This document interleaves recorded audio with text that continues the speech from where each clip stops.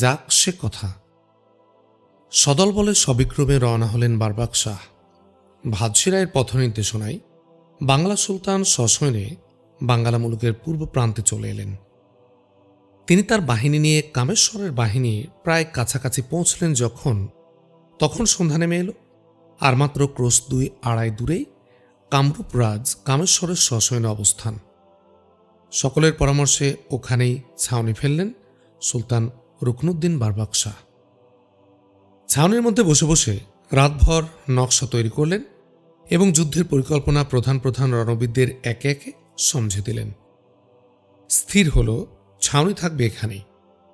শুভে সাদিকের সাথে সাথে কামেশ্বরের ছাউনির কাছে গিয়ে বাঙ্গালার ফৌজ নকশা মাফিক ঘিরে ধরবে কামেশ্বরকে। কেটে গেল রাত। শুভে সাদিকের সাথে সাথে বাঙ্গালার ফৌজ রওনা হয়ে দেখল সামনে এগোনোর পথ নেই। কামেশ্বরের ফৌজ এসে তাদেরকেই ঘিরে ধরে মজবুত হয়ে বসে আছে।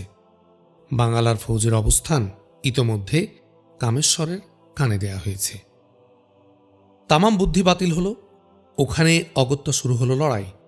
দুই পক্ষে কিছুক্ষণ তুমুল লড়াই চলল।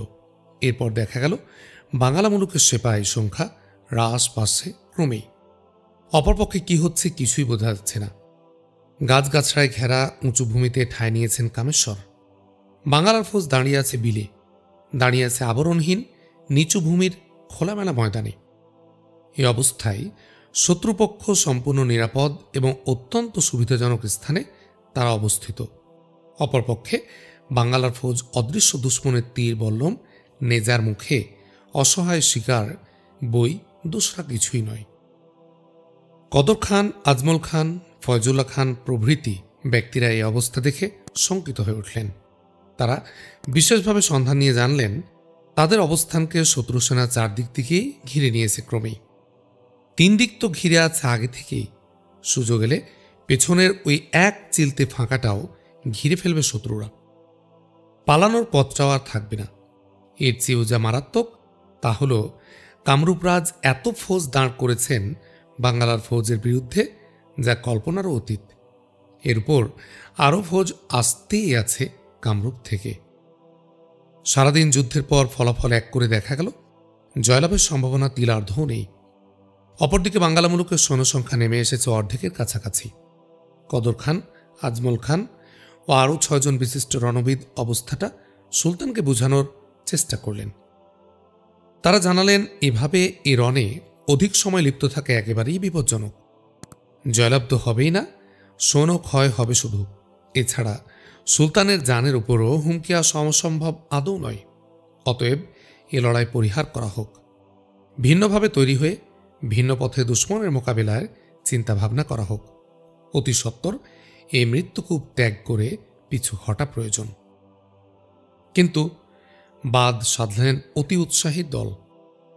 কিছু চাটুকার সাথে নিয়ে তারা এ প্রস্তাবকে নেহায়েত কাপুরুষতার বহিঃপ্রকাশ বলে সুলতানকে বোঝালেন এবং যতক্ষণ শ্বাস ততক্ষণ আস এই মন্ত্রে মজবুত থাকার নসিহত দান করলেন। চাটুকারদের মুখে ঘুরে ফিরে একটা কথারই পুনরাবৃত্তি হল, যুদ্ধের মাঠে পরাজয় নিয়ে চিন্তাভাবনা করে যারা, মরার আগেই ঠ্যাং তুলে বসে থাকে যারা, যারা বুজদিল তারা ভীতু, মেষশাবক, বাহাদুর তারা নয়।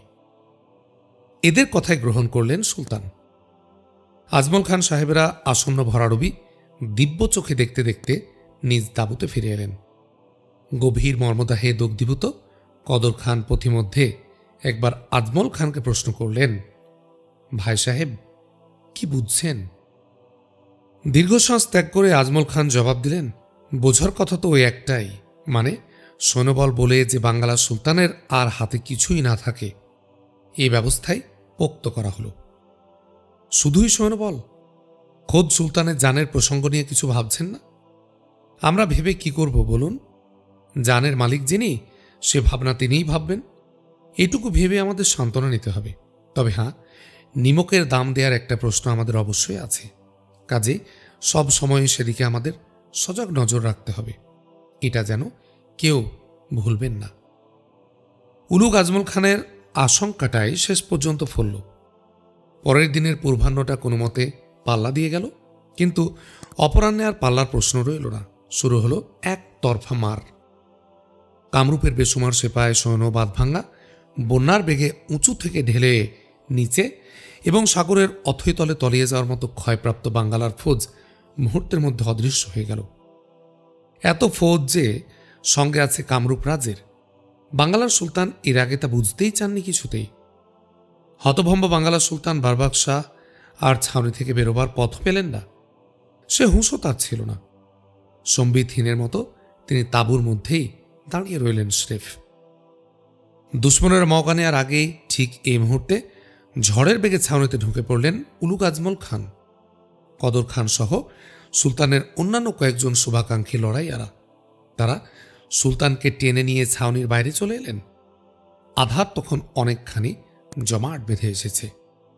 এরই ফাঁকে কোনো মতোই সুলতানকে নিয়ে তারা নিরাপদ স্থানে এলেন এবং নিরাপদ পথ ধরলেন। মাথায় পট্টিপাট্টা বেঁধে নিয়ে পরিমরি ছুটে এসে তাদের সাথে সামিল হলেন ভাদশী রায়, কেদার রায়, তরণী সেন প্রভৃতি অতি উৎসাহী সালার, সহকারী সালার, চাটুকারের দল। পথের মধ্যে তারা সুলতানের জানের মায়ে আকুল হয়ে উঠলেন এবং সুলতানকে শুনিয়ে শুনিয়ে পুনঃ পুনঃ বলতে লাগলেন, যুদ্ধে হারি দুঃখ নেই, সুলতানকে যে বাঁচিয়ে আনতে পারলাম এজন্য পরমেশ্বরকে জানাই শতকোটি প্রণাম। হতবুদ্ধি সুলতান তখনও সঠিকভাবে আঁচ করতে পারলেন না বা আঁচ করার কোশেষটাও করলেন না যে সত্যিকারের কাদের জন্য জানটা তার তুফান থেকে বেঁচে এলো। শুধু একটানা ধন্যবাদের সবাইকে তিনি সমভাবে খুশি করতে লাগলেন। এত দৃশ্যে কদর খান আজম খানের কানে কানে বললেন, এ কি ভাই সাহেব? জবাবে আজমল খান ক্লিষ্ট হাসি হেসে বললেন, এ আর নতুন কি? বাঙ্গালার সুলতান অসহায়। লখনৌতে তো অপাস আসার পর তিনি চারদিকে আধার দেখতে লাগলেন। সেপাই সৈন্য খতম, সেনাপতিরা ভগ্নচিত্ত। মন্দারণের মুসিবতকে শতগুণে ছাপিয়ে গেছে কামরূপের এই হামলা। তখন তবু সুলতানের সহায় কিছু ছিল। রণলিপ্ত থাকলেও ইকরার খান, আমির খান বা আরও কিছু ফৌজদার কেল্লাদারের অধীনে তার অনেক সেপাই লস্কর আশেপাশেই ছিল। ক্ষতিবৃদ্ধি যাই হোক, একদিক থেকে এদের সশয়নে এনে অন্যদিকে কাজে লাগাতে পারতেন। এখন সব শেষ। সেনাপতিরাও বিধ্বস্ত, মনোবলও নানা কারণে হারিয়ে গেছে তাদের। ওদিকে আবার গজপতির হুমকি ছিল অনেক যোজন ফারাগে। লখনৌতিতে পৌঁছাতে অনেক বিপত্তি ছিল তাদের সামনে। এতদূরে হাত বাড়ানো তাদের পক্ষে মস্ত বড় ঝুঁকির ব্যাপার ছিল। কিন্তু কামরূপ রাজ পা ফেলেছেন সদর দরজায়। করতোয়া পার হলেই তার নাকের সামনে লখনৌতি। থাবা মারলেই চলে যাবে লখনৌতির তখ্ত। বারবাক শাহ এতিম, তাকে শুধু দেখতে হবে চেয়ে চেয়ে, করার কিছুই থাকবে না। এমনকি হয়তো ওই চেয়ে দেখার কিসমতটাও মিলবে না। তার আগেই হয়তো খতম হবে তার ইহ জিন্দেগির খেল। সকালবেলায় সভাসদদের ইত্তেলা দিয়ে মন্ত্রণা কক্ষে বসার ইরাদা করতেই ছুটে এলেন ভাদশী রায়। এসে তিনি সুলতানকে উৎসাহ দিয়ে বললেন, হতাশ হওয়ার আদৌ কোনো কারণ আমাদের নেই হুজুর। আমরা তো আসলে অসহায় নই এতটুকুও, পরম শক্তি পেছনে আছে আমাদের। বারবাক শাহ সবিস্ময়ে বললেন, কিরকম? ভাদশী রায় প্রফুল্ল চিত্তে বললেন, দরবেশ। অসামান্য শক্তিধর ওই দরবেশ শাহ ইসমাইল গাজী সাহেব থাকতে আমাদের এত হতাশ হবার কি আছে? উনি গিয়ে দাঁড়ালেই তো সব মুসিবত সাফা। যতখানি আগ্রহ নিয়ে ভাদশী রায়ের মুখের দিকে চোখ তুলে তাকিয়েছিলেন সুলতান, সে আগ্রহ তার ঝিমিয়ে পড়ল তখনই। তিনি শুষ্ক কণ্ঠে বললেন, সে চিন্তা কি করিনি আমি এতক্ষণ, কিন্তু ও আশা করে এতটা উৎফুল্ল হওয়ার কারণ আর নেই তেমন। কেন জনাব, কেন? সে শক্তি আর নেই তার। দল তার ভেঙে গেছে। ভেঙে গেছে? অতি ক্ষুদ্র দল তার এখন।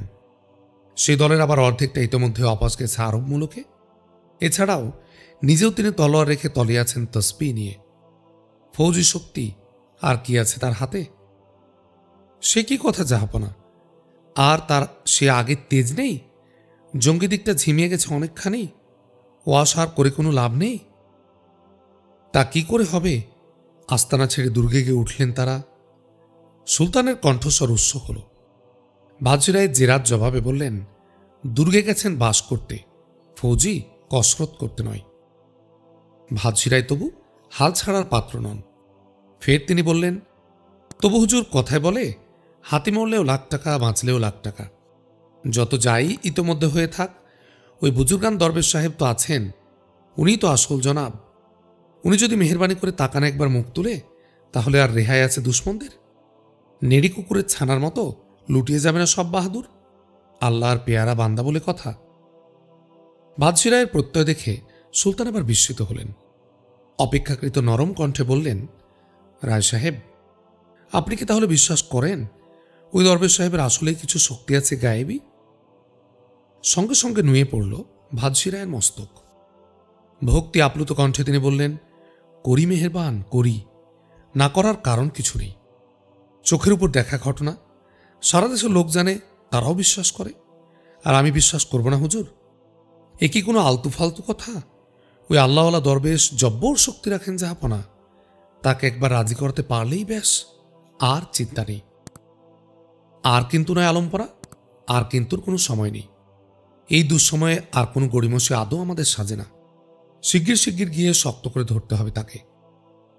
বাদশী রায়ের প্রতি এবার যথেষ্ট প্রীত হলেন সুলতান। আর না হোক, দরদ আছে বাদশী রায়ের। সুলতানের বিপদটাকে নিজের বিপদ থেকে তিনি পৃথক করে দেখছেন না। সুলতান বাহাদুর খোঁজ দিলে বললেন, বহুত খুব। এমন কথাই আমিও মনে মনে ভাবছি রায় সাহেব। যত কথাই বলি, আমার শেষ ওই একমাত্র অবলম্বন এখন আসলে ওই দরবেশ সাহেবই। আমার দিলের কথাটাই বলেই ফেলেছেন আপনি। আজকে আমি লোক পাঠাবো তার কাছে। সঙ্গে সঙ্গে দুহাত জোর করলেন বাদশী রায়। পরম বিনয়ে বললেন, দোহাই যাব না, ওই কাজটি করবেন না। ওলি আল্লাহ মানুষ, হঠাৎ তিনি নারাজ হলে আর তাকে সদয় করা যাবে না। গোস্তাকি নেবেন না হুজুর, খোদ হুজুরকেই যেতে হবে তার কাছে। রায় সাহেব, বিপদ বড় বালাই হুজুর। এতটা যে আপনার পক্ষে করা বড় শক্ত তা বুঝি, কিন্তু বিপদ কিছু মানে না জনাব। যেভাবেই হোক বিপদ তো কাটিয়ে উঠতে হবেই আমাদের। বাদশী রায়ের মুখের দিকে এক নজর তাকিয়ে রইলেন সুলতান। বলেই চললেন বাদশী রায়, কি যে আমি করি যাব না। যদি আমার কথায় রাজি হতেন দরবেশ সাহেব, তাহলে আমি কি আর এতক্ষণে লাখনতিতে বসে থাকি? কখন গিয়ে পড়ে যেতাম দরবেশ বাবার পায়ে। কিন্তু বাদশী রায় ছটপট করতে লাগলেন। তার এই ঐকান্তিকতা দেখে বাঙ্গালা সুলতান আর এক দফা হৃদয়ঙ্গম করলেন। এদের মতো রাজভক্ত আর দেশভক্ত মানুষ সত্যি সত্যিই পাওয়া বড় দুষ্কর। এমনটি যদি আর কিছু লোক থাকতো তার। বিগলিত কণ্ঠে সুলতান বাহাদুর বললেন, ঠিক আছে, ঠিক আছে রায় সাহেব, আপনি তকলিফ দিলে নেবেন না, আমি যাব তার কাছে। বাদশী রায় আজগুবিয়ে তাকলিফ নিতে আসেননি। অনেক মগজ খরচ করেই তিনি তাকলিফ নিতে এসেছেন। লড়াই থেকে ফিরিয়ে বাদশী রায় চক্রটি কালবিলম্ব না করে গোপন সলায় বসে। সে বৈঠকেই পয়দা হয় বাদশী রায়ের আকস্মিক এই দরবেশ প্রীতি আর তকলিফ নেয়ার এ আগ্রহ। সেখানেই ঠিক হয় গাজী সাহেবের প্রস্তাব নিয়ে সুলতানের কাছে তারাই যাবেন সবার আগে। এবার তাদের মূল লক্ষ্য ওই দরবেশ নামের বালাইটা। তারা নিশ্চিতভাবে জানেন ওই দরবেশই এখন সুলতানের একমাত্র অবলম্বন। তারা সুলতানকে না বললেও ওই দরবেশের কথা উঠবেই এখন চারদিক থেকে। দরবেশ ভক্ত সভাসদ আর সেনা সৈন্যরা ওই নসিহত করার জন্য খাড়া আছে এক পায়ে। এছাড়া কেউ কিছু না বললেও সুলতান নিজ গরজে খোঁজ করবেন দরবেশের। অতএব সুলতানের কাছে তারা যদি এই কথাটা সবার আগে তুলতে পারেন, সুলতানের তুষ্টিটা তারাই আগে হাসিল করতে পারবেন এবং সেই সুবাদে সুলতানের আরও বেশি বিশ্বাসভাজন হতে পারবেন তারা। সুলতানের আরও বেশি বিশ্বাসভাজন হওয়াটা তাদের অতিরিক্ত মুনাফা। তাদের আসল লক্ষ্য ওই দরবেশটাকে টিট করা। এক দুর্বিষহ বুকের কাঁটা এই পরদেশী দরবেশ। তাদের অভীষ্ট পথে এটা এখন এক দুর্লঙ্ঘ বাধা। গড় মন্দরণের ওই অত সুন্দর পাকিয়ে তোলা পরিকল্পনা নস্যাৎ করে দিয়েছে ইসমাইল গাজীর দল। এদের নির্মূল করতে না পারলে পিত্তশূলের মতো একটা অদৃশ্য বেদনা, ভীতি আর বিপত্তি স্থায়ীভাবে থেকেই যাবে তাদের সামনে। দরবেশটাকে শায়েস্তা করার এই হল উত্তম সময়। সুলতান ব্যাখ্যা না করলেও সবাই তারা জানেন দরবেশের সাবেক ওই বাহাদুরি আর নেই। এখন তাকে কাত করতে এক ধাক্কায় যথেষ্ট। পরিকল্পনা পেকে এসেছে তাদের। বাঙ্গালারে এই হুকুমতের পতন অতি আসন্ন। এবার একসাথে সব জঞ্জাল সাফা হয়ে যাক। গজপতিরা অপদার্থ, গিদ্দরেরা ছা গিদ্দর, কিন্তু কামেশ্বর বাঘের বাচ্চা বাঘ। ওই ফকিরি আর ফিকিরির কোনো পরোয়াই সে করে না। ওই মাদুলি দিয়ে কামেশ্বরের পাদুকার ধুলোও ঝাড়া যাবে না। অপরিমিত সৈন্যবল আর অমিত বিক্রম আছে কামেশ্বরের। গোটা বাঙ্গালা চষে ফেলার তাকত আছে তার। দরবেশের ওই দরবেশগিরি ছুটিয়ে দিতে এই কামেশ্বরই একমাত্র উপযুক্ত ব্যক্তি। দাও বেটাকে কামেশ্বরের কোত্রার তলে। বাঘের মুখে ছাগের বাচ্চা পড়ার মতো কামেশ্বরের সামনে গিয়ে পড়ুক একবার দরবেশ। পড়লেই বেটা বুঝতে পারবে কত ধানে কতটি চাল বেরোয়। পরিকল্পনা এটে নিয়ে ভাদশিরাইকে সুলতানের কাছে পাঠিয়ে দিলেন তারা। ভাদশিরাই এসে চাবিটাতে যথাবিহিত পাক দিয়ে ছেড়ে দিলেন। শাহ ইসমাইল গাজী সাহেবের খানকা শরীফ জমে উঠেছে খুব। শিষ্য মুরিদ আর তালেবে এলেমে খানকা তার জমজমাট। সকাল সন্ধ্যা সব সময় আসছে যাচ্ছে মানুষ, সকল ধর্মের, সকল জাতির, সকল স্তরের মানুষ। খানকার সাথেই গাজী সাহেবের আবাসস্থল। খানকার পাশেই গড়ে উঠেছে সুপ্রশস্ত মসজিদ। জুমা সহ 5 ওয়াক্ত নামাজ গালে মসজিদটাও গমগম করে মুসল্লিদের ভিড়ে। সময় পেলে গাজী সাহেব দ্বীন ইসলামের বিভিন্ন দিকের উপর বক্তব্য রাখেন মনজ্ঞ। ফজরের নামাজ শেষ হয়েছে খানিক আগে। মুসল্লিগণ একজনও মসজিদ থেকে বেরোননি। তৌহিদের অমর বাণী সুললিত কণ্ঠে বয়ান করছেন শাহ ইসমাইল গাজী সাহেব। বয়ান করছেন সৎকর্মের ফজিলতের কথা। বিগলিত মুসল্লিবর্গ পরম আগ্রহে শ্রবণ করছেন বসে বসে। আধার ক্রমেই ফিকে হয়ে আসছে। পূবাকাশে ক্রমশই পাল্টে যাচ্ছে পট। শুভেচ্ছাদিক দিক হারিয়ে পিছিয়ে যাচ্ছে পশ্চাতে। চুপি চুপি তার স্থানে ঠাঁই নিচ্ছে প্রত্যুষ। নবদ্গত দিনমণি খনি থেকে না বেরোতেই বিশ্বের মুখে ছড়িয়ে দিচ্ছে মুঠো মুঠো আবির। নিদ ভাঙা বিহঙ্গেরা আলস্যের আগল কেটে ঝাপটা মারছে পাখায়। চমকে উঠে পেচকুল ফাঁক খুঁজছে কোটরের। ঠিক এমনই সময় এক অশ্ব এসে মসজিদের পাশে দাঁড়াল। শাহ ইসমাইল গাজী সাহেব তখনও মসজিদের মধ্যে ভাষণ দান করছিলেন। অশ্বপদ শব্দে তিনি উতলা হয়ে উঠলেন। এই অক্তে আচানক কোনো অশ্বারোহীর আগমন আদৌ কোনো খোশ আলামত নয়। নিশ্চয় কোনো ধস নেমেছে কোথাও। তিনি সংক্ষেপ করলেন নসিহত। অল্প কথা ইতি টেনে তড়িঘড়ি বাইরে এলেন মসজিদের। সাথে সাথে বেরিয়ে এলেন মুসল্লিরা। তারা সবাই যে যার মতো নিজ মাকানে চলে গেলেন। গাজী সাহেব বাইরে এসে দেখলেন মসজিদ ঘরের কোণ ঘেঁষে লাগাম হাতে দাঁড়িয়ে আছেন ফয়জুল্লাহ খান সাহেব। অশ্বটি তার নিচু মাথায় কচি দুব্বা কামড়াচ্ছে। আসসালামু আলাইকুম খান সাহেব, এখানে যে কি আশ্চর্য, কি আশ্চর্য! বলতে বলতে গাজী সাহেব ছুটে এসে ফয়জুল্লাহ খান সাহেবের সাথে মোসাফা করলেন। সালাম মোসাফা শেষ করে ফয়জুল্লাহ খান অশ্বটি তার বাঁধতে লাগলেন। বাঁধতে বাঁধতে বললেন, আমার বড় বদনসিব হুজুর, প্রতিটি অপ্রীতিকর ব্যাপার নিয়েই বারবার আমাকে আসতে হয় আপনার কাছে। গাজী সাহেব বিস্মিত কণ্ঠে বললেন, কি রকম? ফয়জুল্লাহ খান বললেন, অসময়ে আমার এই আগমন থেকে হুজুর নিশ্চয় আন্দাজ করতে পারছেন কোনো খোঁজ পয়গাম বয়ে আনার কিসমত আমার হয়নি। যা এনেছি তামামি নাখোশ খবর। গাজী সাহেবের ললাটে পরপর ভাঁজ পড়ল কয়েকটা। তিনি গম্ভীর কণ্ঠে প্রশ্ন করলেন, যুদ্ধের কোনো বিপর্যয়? ফয়জুল্লাহ খান কাতর কণ্ঠে বললেন, স্রেফ বিপর্যয় নয় জনাব, যাকে বলে মহা বিপর্যয়, মহা মুসিবত। আমরা ফতুর হয়ে গেছি হুজুর, একদম পয়মল হয়ে গেছি। কামরূপের সাথে বাঙ্গালা মুলুকের লড়াই চলছে, এই খবর শাহ ইসমাইল গাজী সাহেব জানেন। বাঙ্গালা মুলুকের এই প্রান্তেরই ঘটনা, তাই শুধু জানেন নয়, হরদম লোকমুখে এ খবর তার কানে এসে পড়ছে। মাথা থাকলে ব্যথা থাকবে মাথার, রাজ্য থাকলে লড়াই থাকবে রাজ্য রক্ষার। এসব খবর আচানক কোনো খবর তেমন নয়। তাই এই লড়াইয়ের খবর শুনে বড় একটা উতলা হননি তিনি। তবু যেহেতু বাঙ্গালা মুলুকের স্বার্থের সাথে নিজে খানিক জড়িয়ে গেছেন ইতোমধ্যেই, সেহেতু বাঙ্গালা মুলুকের জয় পরাজয় নিয়ে একটা উৎকণ্ঠা তার সবসময়ই আছে, তা যত গৌণই হোক। ফয়জুল্লাহ খানকে দেখে তাই সবার আগে লড়াইয়ের কথা দিলে এসেছে গাজী সাহেবের। লড়াইয়ের বিপর্যয়কালে অন্যান্যদের সাথে সেফায় ফয়জুল্লাহ খানও সুলতানের ছাউনিতে ঢুকে সুলতানকে টেনে আনলেন বাইরে এবং অন্ধকারের আড়াল দিয়ে সুলতানকে নিয়ে সবার সাথে তিনিও পালিয়ে এলেন বিপদমুক্ত এলাকায়। অতঃপর সুলতান সহ সবাই এসে লখনৌতি শহরের উপকণ্ঠে পৌঁছার পর ফয়জুল্লাহ খান লাগাম টানলেন অশ্বের। সুলতান সহ অন্যান্যরা সবাই গেলেন রাজধানীতে। অশ্বের মুখ ঘুরিয়ে নিয়ে ফয়জুল্লাহ খান আবার ছুটলেন বাঙ্গালা মুলুকের পূব প্রান্তে। রাতভর বিরামহীন অশ্ব চালনা করে যখন তিনি কণ্টকদ্বারে এই শাহ সাহেবের খানকায় এসে পৌঁছলেন, তখন উষাকাল। ফয়জুল্লাহ খানের কাতর উক্তি শুনে শাহ ইসমাইল গাজী সাহেব আর ওখানে দাঁড়ালেন না। অশ্ববাধা শেষ হলে ফয়জুল্লাহ খানকে নিয়ে তিনি খানকা ঘরের এক কক্ষে এসে বসলেন এবং ফয়জুল্লাহ খানের মুখে পূর্বাপর তামাম ঘটনা শুনলেন। বাদশিরাইদের চক্রান্তই যে তাদের এই পুনঃ পুনঃ পরাজয়ের কারণ এবং এ ব্যাপারে সুলতান যে একেবারে অন্ধ, এটা শুনে গাজী সাহেব ক্ষিপ্ত হয়ে উঠলেন। তিনি ক্ষিপ্ত কণ্ঠে বললেন, কেউ যদি নিজ ইচ্ছায় আগুনে পুড়ে মরতে চায়, তাকে আর ধরে রাখবেন কতক্ষণ? ছেড়ে দিন, আগুনে পুড়ে তার আহাম্মকির খেসারত তিনি দিন।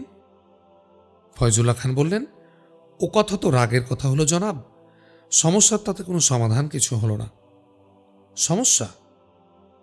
সুলতান তার আহাম্মকির খেসারতটুকু দিলেই যদি ফুরিয়ে যেত সমস্যা, তাহলে হয়তো এতটা কারো ভাবনার কোনো বিষয় ছিল না। কিন্তু সেই সাথে যে বাংলা মুলুকে মুসলমান সালতানাতের কবর হয়ে যাবে হুজুর, বাংলা মুলুকে আমাদের কওমের ভবিষ্যৎ যে গভীরতম অন্ধকারে নিমজ্জিত হবে। অর্থাৎ সত্যটাকে একেবারেই খোলাখুলি করে বলতে গেলে বলতে হয়, নেমকের দামটুকু দেয়া ছাড়া বাঙ্গালা সুলতান রুকনুদ্দিন বারবাকশার ব্যক্তিগত মরা বাঁচা নিয়ে আমাদের এতটা উতলা হওয়ার কারণ কিছু নেই। একজন নিছক উন্মাদের প্রতি করুণাবোধ ছাড়া গভীর শ্রদ্ধাবোধ কোনো মানুষের চিরকাল থাকে না। কিন্তু প্রশ্ন তো আমাদের স্রেফ সুলতানের জানটা নিয়ে নয় হুজুর, বাংলা মুলুকের তামাম মুসলমানদের ভাগ্য নিয়ে। কারো উপর রাগ করে আমরা তো আমাদের নিজের বাসভবনটা পুড়িয়ে দিতে পারি না। ফয়জুল্লাহ খান সাহেব, এই যে আমি এই অসময়ে আপনার কাছে এসেছি, তা সুলতানের কোনো অনুরোধ বা নির্দেশ নয় হুজুর। আমি এসেছি নিজ গরজে, আমার এসেছি স্বদেশের স্বাধীনতা আর স্বজাতির ভবিষ্যৎ চিন্তা করে। সুলতানকে বাঁচানো আমাদের নৈতিক দায়িত্ব, কিন্তু এই সালতানাতকে বাঁচানো আমাদের ফরজ। ফয়জুল্লাহ খানের কথা শুনে শাহ ইসমাইল গাজী সাহেব নীরব হয়ে গেলেন। কিছুক্ষণ নীরব থাকার পর তিনি ধীরে ধীরে বললেন, ফয়জুল্লাহ খান সাহেব, পরিস্থিতির যে ব্যাখ্যা দিলেন আপনি, তা যে আমি বুঝি না এমন নয়, বরং আপনি কিছু না বললেও এ পরিস্থিতি অনুভব করতে আমার ঘাটতি কিছু থাকতো না। কিন্তু আমার কথা হলো, হালের মাঝি নৌকা মার দিলে গুণ টেনে আপনারা কতক্ষণ ঠেকিয়ে রাখবেন নৌকার এই ভরাডুবি? যতক্ষণ জান আছে দিলে বা যতটুকু সাধ্যে আমাদের কুলোয়, চেষ্টা করে দেখতেই হবে আমাদের হুজুর। এত বড় ভরাডুবি তো নীরবে হতে দেয়া যায় না। কথা তো আপনার ঠিকই খান সাহেব, কিন্তু এক্ষেত্রে আমিই বা কি করতে পারি, আর আপনিই বা কি করতে বলেন আমাকে? ফয়জুল্লাহ খান অনুনয় করে বললেন, আমি কি বলবো জনাব, আপনি দিন ও দুনিয়ার এক জবরদস্ত খাদেম। মুসিবতে ইনসানকে মদত দান করায় আপনার এই মুসাফির জিন্দেগির প্রধানতম লক্ষণ। আমরা এই দেশের মুসলমানদের চরম এক দুর্দিনের সম্মুখীন। তাই আমি আপনার কাছে এসেছি এই মুসিবতের কবল থেকে নাজাত পাওয়ার উপায়ের আশায়। তার অর্থ আমাকে আবার তলোয়ার হাতে দাঁড়াতে হবে? হুজুর দানেশমন্দ, আমি আর কি বলবো হুজুর। যদিও সুলতানের এজাজত ছাড়া এ কথা চিন্তা করাও রাজদ্রোহিতার সামিল, তবু সে সামর্থ্য আর কই আমার। ফয়জুল্লাহ খান একথায় আসল প্রসঙ্গ হারিয়ে ফেললেন। তালকানা হয়ে সোৎসাহে বললেন, সুলতানের এজাজত নিয়ে আদৌ আপনি চিন্তা করবেন না জনাব। সুলতান বাহাদুর নিশ্চয় আপনার মুখ চেয়ে বসে আছেন। আপনি ছাড়া তার আর দোসরা কোনো অবলম্বন কোথাও কিছু নেই। আপনি রাজি হলেই তার ইজাজত আমি এক্ষুনি এনে দেব। ইজাজত নিয়ে চিন্তার? হাত তুলে ফয়জুল্লাহ খানকে থামিয়ে দিয়ে শাহ ইসমাইল গাজী সাহেব বললেন, সেই রাজিটায় হয়ে আমি কি করে বলুন? একে একে আমার প্রায় অর্ধেকের বেশি সঙ্গী আমি নিজ মুলুকে অপস পাঠিয়ে দিয়েছি। এই কদিন আগেও দুজন গেল, এরপর আস্তে আস্তে হয়তো আর কোনো দলই আমার থাকবে না। ফয়জুল্লাহ একেবারেই তাজ্জব হয়ে গেলেন। বললেন, সে কি কথা হুজুর? কেন কেন অবাক হচ্ছেন কেন? হুজুর, আপনারাই তো আমাদের সুলতানের এখন একমাত্র বল হুজুর। তা কি করে হয় খান সাহেব? হুজুর, কারো রাজ্য রক্ষা করতে হবে, আর সেই কারণে আমাকে কেবল ফৌজি আঞ্জাম দিয়ে এই মুলুকে মোতায়েন থাকতে হবে? এ নিয়ত নিয়ে তো আমি এ মুলুকে আসিনি। আমি এসেছি ইনসানের নানাবিধ খেদমত করার ইরাদায়। দরকার হলে লোক আরো বৃদ্ধি করব আমি, না হলে একজনও রাখবো না। এ তো অবাক হবার কি আছে? সে কথা তো ঠিকই হুজুর, কিন্তু তাহলে আমাদের উপায় কি? খান সাহেব, আমাদের কি হবে জনাব? কামরূপরাজ কামেশ্বরের ফৌজ হয়তো এতক্ষণে করতোয়ার তীরে এসে পৌঁছেছে, কিংবা করতোয়া অতিক্রম করে ফেলেছে। বাধা না পেলে বাঙ্গালার মসনদ ছো মেরে নিয়ে যাবে। কোন সময় নিয়ে নেবে? বাংলার সালতানাতের আয়ু আর খুব বেশিক্ষণ নেই হুজুর। ফজলুল্লাহ খানের মুখমণ্ডল করুণ হয়ে উঠল। শাহ ইসমাইল গাজী সাহেব চিন্তিত হয়ে পড়লেন। বললেন, কেন? রাজধানীতে প্রতিরোধ ব্যবস্থা নেই কিছু? জি না হুজুর, কিছুই নেই। রাজধানী রক্ষার নিমিত্তে সংরক্ষিত বাহিনী যেটা ছিল, সেটাকেও নিয়ে গিয়ে সুলতান বাহাদুর গতকাল কবর দিয়ে এসেছেন। এখন থাকার মধ্যে আছে শুধু শাহী মহলের নিরাপত্তা বাহিনী আর ওই মহলের কিছু সিপাহী সান্ত্রী পাইক পেয়াদা। রাজধানীটা পুরোপুরি অরক্ষিত। বলেন কি? উপায় কিছু দেখেন হুজুর। বাংলা মুলুকে মুসলমান কওমের এই মুসিবতে একটা কিছু করুন। তৌহিদের নাম নিশানা বাংলা মুলুকের মাটি থেকে মুছে দিতে দেবেন না। ফয়জুল্লাহ খান নিরতিশয় মিনতি করতে লাগলেন। শাহ ইসমাইল গাজী সাহেব আরও কিছুক্ষণ নতমস্তকে বসে রইলেন। এরপর মাথা তুললেন, হাত দিলেন। শেখ মোহাম্মদ মাসুদ, বিশ্বস্ত নফর শেখ মোহাম্মদ মাসুদ কাছে কোলেই ছিল। সে সেখান থেকে জবাব দিল, হুকুম জনাব। অশ্ব সাজাও জলদি। বহুত আচ্ছা। ফয়জুল্লাহ খানের মুখমণ্ডল রোশনাই হয়ে উঠল। শাহ ইসমাইল গাজী সাহেব বললেন, গাজী মোহাম্মদ শাহ, মিয়া মুত্তালিব, সবাই তারা দুর্গে। আজ শনিবার, দুপুরের মধ্যে পৌঁছতে পারলে দুর্গেই পাবো সবাইকে। তাদের সাথে কথা না বলে আপনাকে আমি কোনো কথাই দিতে পারবো না। হুজুর, অশ্ব খুলুন, এখনই আমার সাথে দুর্গে যাবেন, চলুন। শেখ মাসুদ সহকারে অতবর 3টি অশ্ব দুর্গের দিকে ছুটল। ভাদশিরাইয়ের সাথে কথা বলার পর সুলতান বারবাক শাহ সকালবেলায় বেরিয়ে পড়লেন দরবেশ শাহ ইসমাইল গাজীর উদ্দেশ্যে। তার সঙ্গে রইল শাহী মহলের নিরাপত্তা বাহিনীর একাংশ, আর রইলেন চৌকি বাহিনীর প্রধান আব্দুল হাকিম সাহেব আর ফৌজদার কদর খান সাহেব। সেপাই ফয়জুল্লাহ খান এ ব্যাপারে খুব কাজে লাগবেন বিবেচনায় সুলতান তার খোঁজ করলেন। ফৌজদার কদর খান জানালেন, ফয়জুল্লাহ খান সাহেব রাজধানীতে নেই। গতকাল লড়াই থেকে ফিরে তিনি সবার সাথে রাজধানী তকে এসেছিলেন, কিন্তু রাজধানীতে ঢোকেননি। ওখান থেকেই ফয়জুল্লাহ খানকে তিনি ঘোড়া ছুটিয়ে বাইরে যেতে দেখেছেন। খুব সম্ভব ওই দরবেশ সাহেবের আস্তানাতেই গেছেন তিনি। এ প্রেক্ষিতে সবাই মিলে বিবেচনা করে দেখলেন, যদি ফয়জুল্লাহ খান সত্যি সত্যি গিয়ে থাকেন কণ্টকদ্বারে, তাহলে গাজী সাহেব আর কণ্টকদ্বারে থাকবেন না। নিশ্চয়ই তিনি দুর্গে যাবেন সঙ্গী সাথীদের কাছে। অতএব তাদের দুর্গেই আগে যাওয়া উচিত। কাজ না হলে কণ্টকদ্বার তো দূরে নয় সেখান থেকে। এই সিদ্ধান্ত চূড়ান্ত করে সুলতান বারবাক শাহ সঙ্গীদের সহকারে গাজী সাহেবের দুর্গের দিকে ছুটলেন। শাহ ইসমাইল গাজী সাহেব দুর্গে এসে সবাইকে নিয়ে বসলেন। তিনি তামাম ঘটনা সবাইকে সবিস্তারে শোনালেন। পরিস্থিতির গুরুত্বের উপরও আলোকপাত করলেন তিনি। সকলেই বক্তব্য তার মনোযোগ দিয়ে শুনলেন এবং পরিস্থিতির গুরুত্বটা অনুভব করার সাথে সাথেই প্রবল আগ্রহে দাঁড়িয়ে গেলেন তারা। সবার তাদের এক কথা, তারা ইনসানের কল্যাণে এ মুলুকে এসেছেন, কিন্তু ইসলামের প্রতিকূলে নয়।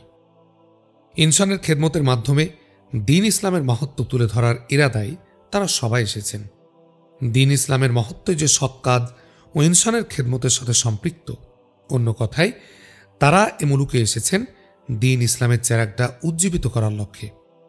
সেই ইসলামের ভবিষ্যৎ যদি বিপন্ন হয় কোথাও, তৌহিদের দ্বীপই যদি হুমকের মুখে পড়ে, তাহলে শক্তিহীন বলেই কি দিন ইসলামের খাদেমেরা হাত গুটিয়ে বসে থেকে দিনের ও কওমের এ অবমাননা চেয়ে চেয়ে দেখবে? রোধ করতে পারুক আর না পারুক, রোধ করার কোশেষ তারা করবে না? রোধ করার প্রক্রিয়ায় শহীদ হতে পারবে না? তারা এই মুলুকে বিদ্যমান থাকতে তাদেরই চোখের সামনে বাঙ্গালার মুসলমানদের ভবিষ্যৎ অনিশ্চিত করে রেখে বাঙ্গালার মুসলমান হুকুমত অদৃশ্য হয়ে যাবে, এটা বরদাস্ত করা সম্ভব? তারা একজনও জিন্দা থাকতে এমনটি হতে পারে কখনো? অতএব নারায়ে তাকবীর, আল্লাহু আকবার হুঙ্কার দিয়ে দাঁড়িয়ে গেলেন আরব থেকে আগত গাজীর যত সঙ্গীরা। সিদ্ধান্ত চূড়ান্ত হওয়ার পর গাজী সাহেবের সঙ্গীরা গেলেন পরিত্যক্ত হাতিয়ারে নতুন করে শান দিতে, আর ফয়জুল্লাহ খান তৈরি হলেন লখনৌতির উদ্দেশ্যে। সুলতানের সমর্থন চায় এখন। সুলতানের এজাজত, যথার্থে বলতে গেলে সুলতানের শতপ্রবৃত্তি আহ্বান। ফের ছুটল ফয়জুল্লাহ খানের ঘোড়া। কিছুদূর এগোতেই পথের মধ্যে তিনি সাক্ষাৎ পেলেন সুলতানের। ফয়জুল্লাহ খানকে দেখে এবং তার তৎপরতার তামাম খবর শুনে বাঙ্গালার সুলতান বারবাক শাহ উদ্বেলিত হয়ে উঠলেন এবং পথের মধ্যেই ফয়জুল্লাহ খানকে বুকের ভিতর টেনে নিলেন। অতঃপর ফয়জুল্লাহ খান চাইলেন সুলতানের এজাজতনামা। সুলতান চাইলেন গোস্তাকির ফাঁক না রেখে বুজুর্গান দরবেশের কাছে গিয়ে নিজের আবেদন নিজে গিয়ে পেশ করতে এবং নিজের মুখে মদদ আহ্বান করতে। এর উপর আর কথা কি? ফয়জুল্লাহ খান আবার তার রসের মুখ ঘুরিয়ে নিতে গেলেন, কিন্তু তাকে বাধা দিলেন সুলতান। সুলতান তাকে সরাসরি লখনৌতিতে যাবার নির্দেশ দিলেন এবং অনুরোধের সুরে বললেন, ধকল গেছে আপনার উপর চরম। সালতানাতের মহব্বতে কয়দিন যাবৎ একটানা পেরেশানের উপরই আছেন আপনি, কিন্তু আমাদের বদনসিব, বিরাম নেয়ার ফুরসত আমাদের এখনো কারো আসেনি। আপনি সরাসরি লখনৌতিতে চলে যান। আজমল খান, আব্দুল আজিজ, তরণী সেন সবাইরা তড়িৎ গতিতে সেনা বিভাগে নতুন সেবায় ভর্তি করছেন। আপনিও গিয়ে মেহেরবানি করে সাহায্য করুন তাদের এবং বাহিনী একটা প্রস্তুত করুন যথাসত্বর। সুলতানের আচরণে ফয়জুল্লাহ খান শরম পেলেন। তিনি বিনীত কণ্ঠে বললেন, এভাবে বলে হুজুর আমাকে শর্মিন্দা করবেন না। হুজুরের আদেশ পালনের তিলমাত্র গাফিলতিও আমার মধ্যে থাকবে না। সুলতান বললেন, সাব্বাস। ফয়জুল্লাহ খান লখনৌতির দিকে এবং সুলতান বাহাদুর দুর্গের দিকে ঘোড়া ছুটিয়ে দিলেন। আবার সদল বলে সুলতান এসে দুর্গের ফটকে দাঁড়াতেই শাহ ইসমাইল গাজী সাহেব ছুটে এলেন ফটকে। সালাম বিনিময় করে তিনি সবিস্ময়ে বললেন, জনাব, আপনি? জবাবে সুলতান রুকনুদ্দিন বারবাক শাহ মুখে কিছু বললেন না। দ্রুত পদে এগিয়ে এসে ইসমাইল গাজী সাহেবের একখানা হাত নিজের দুহাতের মধ্যে তুলে নিয়ে বললেন, ভাই সাহেব, আবার আমি বিপদগ্রস্ত, নিদারুণভাবে বিপদগ্রস্ত। আপনি দরাজ দিল। বাঙ্গালার সালতানাতের প্রতি মমতা করুণার অভাব নেই আপনার। একবার আপনি এ সালতানাতকে বাঁচিয়েছেন। এ সালতানাত আগের চেয়েও এবার আরও অধিক গুণ অসহায়। আবারও তাই আপনাকে তাকলিফ দিতে আসতে হলো আমাকে। আমি আপনার মদত চাই। শাহ ইসমাইল গাজী সাহেব এ অবস্থায় বিব্রত বোধ করলেন। অত্যন্ত তাজিমের সাথে সুলতানের হাত থেকে নিজের হাত ছাড়িয়ে নিয়ে বললেন, তবা তবা, এজন্য আপনি এভাবে কেন বলবেন জনাব? আমি আপনার প্রজা, আপনার আশ্রিত। আপনি আমাকে হুকুম করবেন। সুলতান ফের ও একই রকম বিনয়ের সাথে বললেন, তা কি করে হয় ভাই সাহেব? আপনি দানেশমন্দ। সাহায্য প্রার্থনাকারী আবেদনই করতে পারে, হুকুম করতে পারে না, বিশেষ করে আপনার মতো বুজুর্গান আর আল্লাহ ভক্ত ইনসানকে। আমার তাকত সীমিত জনাব, আগের শক্তি আর নেই আমার। তবু সুলতান বাহাদুর তার অভিপ্রায়টা কারো মাধ্যমে ব্যক্ত করে পাঠালেই আমাদের তরফ থেকে যথাসাধ্য করতাম আমরা। হুকুম না হয় নাই বা তিনি করলেন। ভাই সাহেব, ফয়জুল্লাহ খান সাহেব তামাম কথা আমাদের বলেছেন, তার কথাতে আমরা সবাই তৈয়ার হয়ে আছি। জনাবের সম্মতিটা পেলে আমরা নেমে পড়ব ময়দানে, এই আমাদের ইরাদা। সুলতান আরো খুশি হলেন, খোশ দিলে বললেন, এই দরদ আর মহৎ দিলের জন্যে আমি ভাই সাহেবের সবাইকে মোবারকবাদ জানাচ্ছি। সম্মতি নয়, ভাই সাহেবদের কাছে আমি মদত দানের জন্য সবিনয় আবেদন পেশ করছি। জনাব, ফয়জুল্লাহ খান সাহেবের সাথে দেখা হয়েছে আমার। আপনার এই মহৎ ইরাদার কথা পথের মধ্যেই তার কাছে শুনেছি আমি। এতে যে কতটা আমি আনন্দিত হয়েছি তা প্রকাশ করার জবান আমার দখলে নেই। দাঁড়িয়ে থেকে কথা বলছেন বাঙ্গালা মুলুকের সুলতান। এটা খেয়াল হতেই শাহ ইসমাইল গাজী সাহেব ব্যস্ত হয়ে উঠলেন এবং ব্যস্ত কণ্ঠে বললেন, আসুন জনাব, আসুন, মেহেরবানি করে ভেতরে আসুন, বসে বসে কথা বলি। জি আচ্ছা, চলুন। সুলতানকে সদল বলে এনে দুর্গের এক প্রশস্ত কক্ষে সসম্মানে বসালেন এবং এরপর গাজী সাহেব ইতস্তত করে বললেন, গোস্তাখি না নিলে আমি একটা কথা বলতে চাই জনাব। সুলতান বাহাদুর সাগ্রহে বললেন, জি বলুন বলুন। তবুও কিছুটা জড়তা নিয়ে গাজী সাহেব বললেন, কথাটা হলো, আমার যতটা জানা আছে জনাব, তাতে নিদারুণ এক গাদারি আপনার সেনাদলে বিদ্যমান।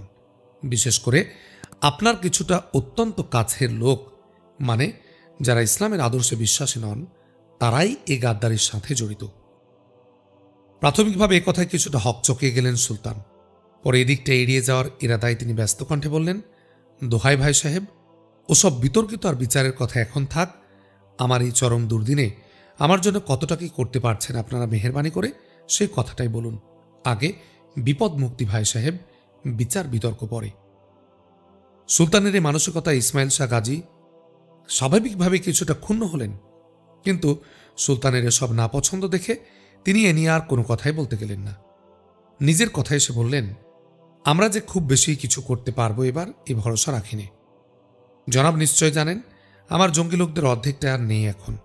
তবে জনাবকে আমি এ ভরসা দিতে পারি যে বাংলা সালতানাতের স্বার্থে প্রাণপাত করতে কোনো কার্পণ্য আমরা করব না। ব্যাস ব্যাস, এটুকুই আমার জন্য যথেষ্ট।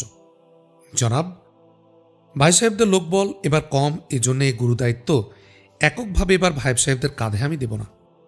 এ লড়াইয়ে ভাই সাহেবদের নেতৃত্বটুকু চাই আমি। যথা আমার বাহিনী একটা ইতোমধ্যেই তৈরি হতে যাচ্ছে। সালতানাতের বিশিষ্ট রণবিদগুণ এই বাহিনীর সাথে সম্পৃক্ত থাকবেন। তাদের সবাইকে সহ এই বাহিনীটা গোটাটাই এবার ভাই সাহেবের নেতৃত্বে নিতে চাই। আপনাদের হুকুমে পরিকল্পনায় চালিত হবে এই বাহিনী।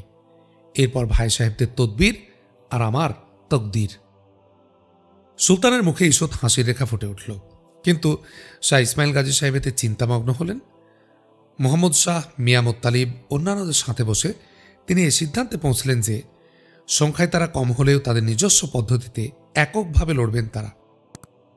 তাদের ওই ক্ষিপ্রগতি ও অতর্কিত আক্রমণের পদ্ধতিতে লোক কিছুটা কম হওয়াটা একেবারে নিরাশ হওয়ার মতো ব্যাপার কিছু নয়। জয় পরাজয় আল্লাহর হাতে। তাদের শক্তি ক্ষুদ্র, তাদের প্রয়াস একেবারে অসাধ্য সাধনের প্রয়াস, যেখানে নিতান্তই আল্লাহ তাআলার মেহেরবানি ছাড়া জয়ের আশা ক্ষীণ। তবে এই পদ্ধতিতে স্বাধীনভাবে সর্বাত্মক চেষ্টা করে দেখতে পারবেন তারা। কিন্তু সুলতানের এই প্রস্তাবে রীতিমতো চিন্তায় পড়লেন গাজী সাহেব। অনেক ভেবে শেষে তিনি মত বদলাতে বাধ্য হলেন। তিনি ভেবে দেখলেন লোক তার কম, ওদিকে প্রতিপক্ষের সৈন্যবল অপরিমিত। কাজেই সুলতানের ইচ্ছার বিরুদ্ধে এককভাবে দায়িত্ব নেয়া আহাম্মকেই হবে। জয়ের আশা স্বাভাবিকভাবেই কম, আর না হলেই অনিশ্চিত। সেখানে এককভাবে লড়ে আল্লাহ না করুন পরাজিত হয়ে এলে চরমভাবে নাখোশ হবেন সুলতান। সুলতান যদি আগের মতো একমাত্র তাদের উপরই ছেড়ে দিতেন দায়িত্ব, তাহলে আর কোনো প্রশ্নই ছিল না। কিন্তু সুলতান এবার তা না ছেড়ে দিতে নারাজ, কারণ এবার তিনি তাদের উপর পুরোপুরি আস্থা রাখতে পারছেন না। সব কিছু ভেবেচিন্তে দেখে গাজী সাহেব বললেন, ঠিক আছে জনাব, আপনি যেভাবে নির্দেশ দেবেন সেভাবেই লড়ব আমরা। সুলতান বারবাকশাহ এতেই খুশি হলেন। সংশ্লিষ্ট কোনো দিকই তলিয়ে দেখতে গেলেন না। তিনি প্রফুল্ল চিত্তে বললেন, বহুত খুব। তাহলে ভাই সাহেব, শত্রুপক্ষের অবস্থানের আপাতত খবর যা আমার কাছে আছে তা আপনাদের জানিয়ে দেই। অতঃপর আর যা জানার বা করার আপনারাই করবেন। জি বলুন। বর্তমান খবর, কামরূপরাজ কামেশ্বর আপনাদের এই দুর্গ বরাবর সামনে করতোয়া নদীর যে বাঁকটা আছে এদিকে এগিয়ে আসছেন। নদী এখানে খুব সংকীর্ণ। এখান দিয়ে করতোয়া নদী অতিক্রমের চেষ্টা নিচ্ছেন তারা। শাহ ইসমাইল গাজী সাহেব সজাগ হয়ে উঠলেন, বললেন, সে কি তাই? জি ভাই সাহেব, কাজে আমি অতি দ্রুত রাজধানীতে অপাস গিয়ে সেনা সৈন্য সব পাঠিয়ে দিচ্ছি আপনার এখানে। অতঃপর এখান থেকে যা করণীয় তামামই করবেন আপনারা। আমার কাজ এরপর রাজধানীতে বসে আল্লাহ তাআলার কাছে হাত তুলে ইন্তেজার করা। এই সিদ্ধান্ত স্থির করে শাহ ইসমাইল গাজী সাহেবদের কামিয়াবি কামনা অন্তে বিদায় নিলেন সুলতান এবং লখনৌতির উদ্দেশ্যে সদল বলে ছুটতে লাগলেন। মুখোমুখি দাঁড়িয়ে গেল দুই পক্ষের ফৌজ, কামরূপরাজ কামেশ্বর আর বাঙ্গালার সুলতান বারবাকশার পক্ষে শাহ ইসমাইল গাজীর ফৌজ।